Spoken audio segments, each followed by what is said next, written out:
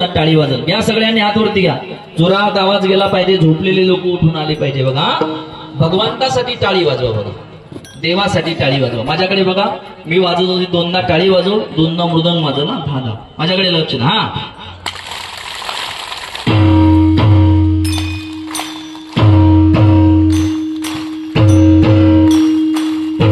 झालं बघा पंढरपूर